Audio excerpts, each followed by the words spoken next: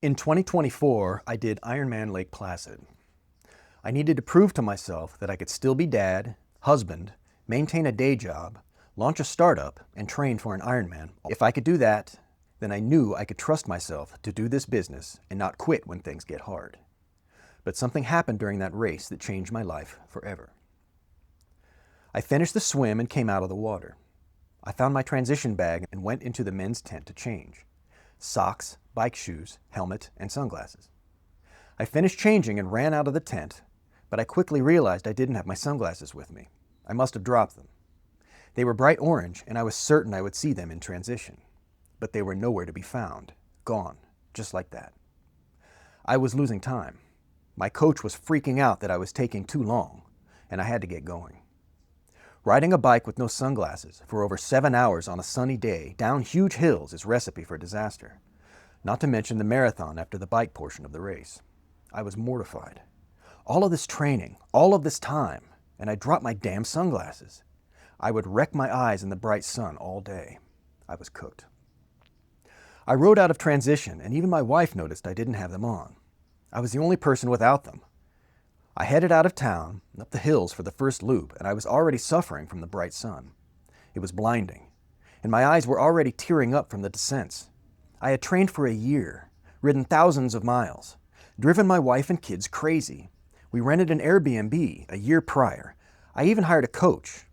Not 90 minutes into the race, and I had already blown it.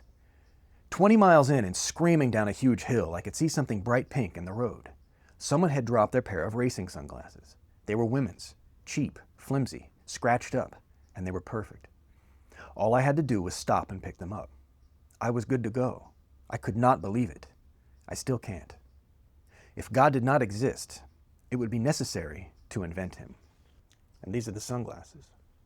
Now, do I think that somebody had them knocked off their head by supernatural powers as they were riding down the hill, or maybe a bird was sent to smack them off their head? No, I don't think that at all.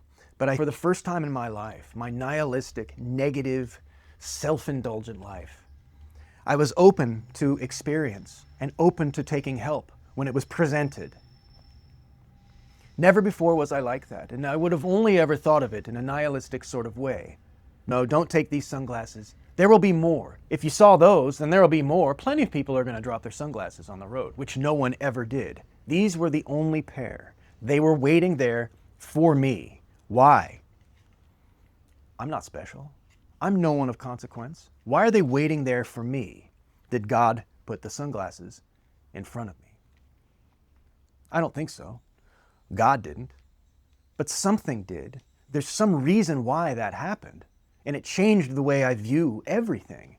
When I was younger, I was very arrogant, and it was because I had no self-confidence. Being arrogant was a way for me to stop myself from being scared in situations I didn't feel like I belonged in. I don't belong here. These people are going to find out that I'm a fraud, that I'm not good enough somehow. So I would act better than everybody. It was insufferable. And if I drank a lot, which I did all the time, it was even worse. It was impossible to be around me. I was terrible. This was my nihilistic view on life, but I had enough desire in my life to actually accomplish something that I went from my small farm town to New York City, and I was able to make some things happen. But I never really had the courage that it takes to make the amazing things happen and stand out in front of people and have an opinion and tell them how I really feel about things. I wanted to just be cool and be in the right places, and anyone can do that. All you got to do is show up. That's all I did. I showed up. Now, after a while, after my son was born, it's not enough to show up. You're presented with a choice. Are you going to be the person this kid needs? Or are you just going to continue to pretend? Be nihilistic. Think about yourself. Put yourself first. Get drunk. Party. Worry about your desire. I'm telling you. For me anyway, that road is a dark road. The one where you think you know everything. The one where you are not open to any experience, not open to learning anything new, or to be wrong about anything. You know it all. Cool. You already know it. Oh, great. It must be a blast to hang out with you as much as it was to fucking hang out with me, which I can promise you it wasn't fun. But you can find vampires just like yourself. You can find all the vampires you want. They're out there. All the people that are out doing the exact same thing. And you're not really communicating with each other. You're just kind of checking each other for the same kind of fears. Like, I don't know, maybe we could get another drink. Or I don't know, maybe we could hit the bar. Oh, fuck it, who gives a fuck? That becomes not okay after a while when someone else is relying on you. And so I really had to turn my life around. Now, does that make you spiritual immediately? No. It can make you more disciplined. Someone's looking at you and they can do nothing for themselves and you love them more than you've ever loved anything. You are no longer the priority in your life. That'll change a man. So I became different in the way I view the world. And I wanted to be stronger so this person would have someone to live up to, as opposed to this partying nightmare that I happened to be at the time. That put me on a path. I started meeting new kinds of people. I started going early in the morning to the YMCA and swimming, preparing for races, meeting people out on the road running and meeting people at races and getting around the kind of people that were more upwardly mobile as opposed to the people that were just descending into the depths. That was where I was prior. I stopped smoking. I was a smoker of 20 years. I smoked like crazy. I just didn't give a shit. I had no reason to care. And now I have a reason, but I've dug myself in so deep. I've given up a lot of my life probably for the terrible things that I've done to myself and my body. I need a new trajectory, and so I'm pushing as hard as I can towards a new thing, and I'm meeting people that are upwardly mobile, and I'm meeting people that are inspirational and dragging me out of the depths of this thing. Now, I'm not spiritual from this, not at all. But as I'm going down this hill at this race, as all these things are happening to me, as I'm going down the hill, and I feel like, you blew it again, man. Again, dude? You blew it again. You put a year into this. Is there going to be anything you don't fuck up? And then I'm considering to myself, like, look, I guess that's just how it is. Sometimes you give it everything and it doesn't matter.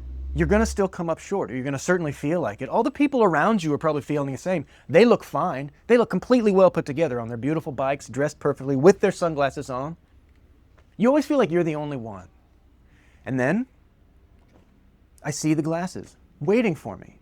Now, do I decide to pick them up? Do I stop? Do I admit I need help? Do I accept the world? Do I get rid of my ego and think about the bigger purpose? Accept the help. Accept that you're smaller than you think you are. Accept the reality of things. Accept that you're a very tiny, insignificant part of something that's much bigger in this world. I know that sounds extreme, but that's exactly what it felt like. Accepting the help and realizing that you are small, you don't have all the answers, and that you need to be willing to learn and be willing to open. That was the lesson. That was the lesson of the entire race, encapsulated in one fucking moment. And they're not magic.